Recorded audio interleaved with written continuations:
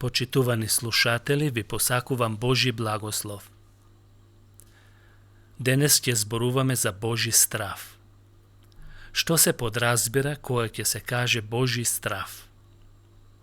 Кога луѓето ќе го напуштат Божиот страв, создаваат либерална теологија која е против вистината. Знаеме дека има вистинска теологија која е втемелена на писмото и цврсто е закотвена во него. Но има и либерална теологија која што високо ги вреднува личната автономност и слободата општо и го нема Божиот страв кој го штити човекот од зло и од секакви неправди.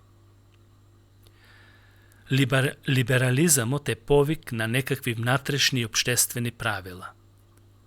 Правила на совеста и религиозно искуство. За нив Исус е морален идеал или символ на божествената љубов, а не реален кој што реално го носи гревот и кој е посредник за спасение преку вера, само преку вера. Либералната теологија вредноста на религијата битно ја гледа во незините етички и општествени плодови. Библијата за таквите либералци е прирачник на религиозна и морална еволуција, а не на Божи страв и живење според Божјата волја, така што со време и во време може да се менува.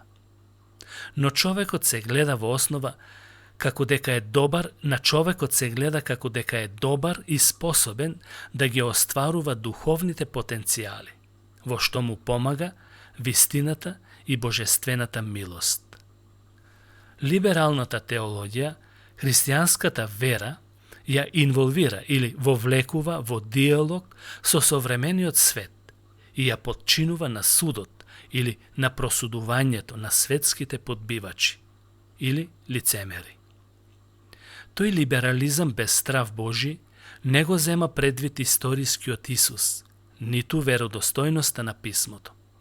Туку во се што се прави е вклучен истражувачкиот напор на човековиот ум. Поаѓајќи од таквите гледишта, многу цркви ги претворија во дувла, гнезда, каде што се кријат сите лицемери и кои со своите ставови ги омаловажуваат Божите вистини и немаат стравопочит кон Бог и неговиот свет закон. За разлика од либералната теологија, која што нема страв Божи, вистинската теологија, која што има Божи страв, го задржува Божиот суверенитет, авторитетот, Библијата како целосна Божја инспирација од збор до збор, целосна грешност на човекот, Божјата природа на Исус Христос како Бог и човек, или наречен Богочовек, неговата застапничка жртва, есхатолошките моменти, вклучувајќи ги неговото доаѓање, стравот од казна, судот, рајот, пеколот и воспоставување на вечното Божјо царство во небото. Во сето тоа, евангелизацијата е темел за придобивање и спасение на човечките души, кои се предвидени во Божјиот план да поверуваат преку оние, кои се испратени да го проповедаат евангелието. Затоа Павле во Евреите, 13 глава, 9 стих, вели: не дозволувајте да ве заведат со разни и туги науки, непознати, зашто е добро срцето да биде зацврстувано во благодат, во Божјата благодат и да се зацврстува во Божиот страв. Вистинската теологија се темели на Библијата и на Божиот страв, кој е почеток на секоја мудрост. Во неколку точки ќе кажеме нешто за Божиот страв и кој е од голема полза за сите кои го имаат и го добиле благодарение на новиот живот во Исус Христос преку Светиот Дух. Каква е ползата од Божиот страв?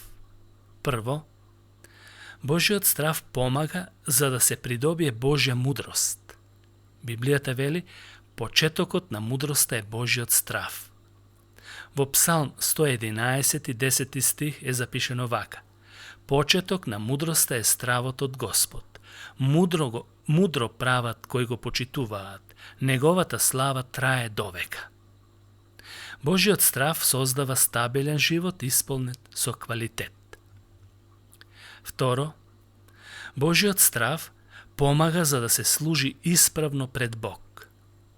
Библијата вели: бој се од Бог и служи му нему, прилепи се до него. Пример на Божи страв е Авраам. Бог му рече: еве сега знам дека се боиш од Бог, зашто не го задржа од мене ни својот син, својот единец. Авраам беше спремен на се, дури за најмилото, само да му угоди на Бог. Но Бог, кога ја виде неговата вера и страв Божи, му помогна и ја најде жртвата како замена, која ја бараше и која е слика за Христос. Трето, Божиот страв помага за да се избегне гревот. Библијата вели во Псалм 4 стих: треперете и не грешете. Размислувајте во срцата на вашите легла и молкнете. Пример за таков страв е Јосиф, синот на Јаков. Тој вели: како да направам такво зло пред Бог? Тоа е случајот кога беше искушуван од жената на Питефрии. Четврто, Божиот страв помага за да се има добра управа над Божиот народ. Избери за служба луѓе кои се бојат од Бог. Тоа го рече Јотор. Тогаш избери од целиот народ способни луѓе кои се бојат од Бог и праведни, кои го мразат подкупот, па постави ги за главатари на народот, илјадници, стотници, педесетници и десетници.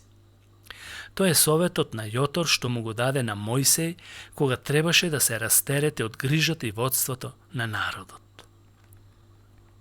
Петто, Божиот страв помага за да се намножува црквата. И така црквите по цела Јудеја, Галилеја и Самарија беа во мир, се изградуваа и одеа во Господовиот страв и со утехата на Светиот Дух се намножуваа. Дела на апостолите, 9 глава, 31 стих. Тука, во овој стих, имаме неколку клучни работи. Прво, црквите имаа мир. Второ, се изградуваа духовно. Трето, одеа во Господовиот страв. Четврто, ја добиваа утехата. Петто, Светиот Дух ги подкрепуваше и зацврстуваше во надежта и утехата. Шесто, црквите се множеа или растеа, со друг збор, бројот на нови верници се зголемуваше. Шесто, Божиот страв помага за да се придобие благослов. Таков пример имаме со египетските, односно со бабиците, еврејските бабици. Таму се вели во втората книга Мојсеева, 1 глава, 15 стих.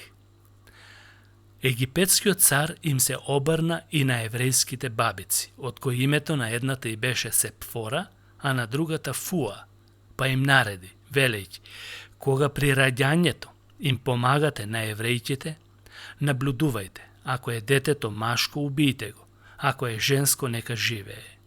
Но бабиците се боеа од Бог и не правеа како што им нареди египетскиот цар, туку ги оставаа во живот машките деца. Затоа египетскиот цар ги повика бабиците и им рече: зошто работевте така и ги остававте во живот машките деца? На тоа бабиците му одговорија на фараонот: еврејките не се како египетските жени, тие се здрави, тие веќе родиле пред да дојде бабицата кај нив. Сето тоа забележете што Бог направи. Бог го прими тоа за добро на бабиците. Народот се множеше и многу порасте, а бидејќи бабиците се боја од Бог, тој им подари потомство. Кога некој повеќе се плаши од Бог, а не од луѓето, резултатот е видлив и очигледен, по примерот со бабиците во Египет. И седмо, последно, Божиот страв помага за да се зацврсти верата. Јаков го нарече местото Ветил, каде што сонуваше. Затоа тој даде 3 ветувања. Господ ќе биде мој Господ, каменот ќе биде Божи дом, земја во која престојува, ќе одвојува 10 за Господ. Тогаш Јаков се разбуди од сонот и рече: навистина Господ се наоѓа на оваа место, а јас не знаев. Се уплаши и рече: колку е страшно ова место. Не е друго освен Божи дом, ова е врата небеска. Божиот страв не доаѓа природно. Тој се добива благодарение на Светиот Дух и го води човечкиот живот во исполнување на Божјата волја. Ако го имаш Божиот страв, ти ќе исполнуваш Божјата волја и Бог ќе те благослови. Нека Бог не благослови сите почитувани слушатели. Амин.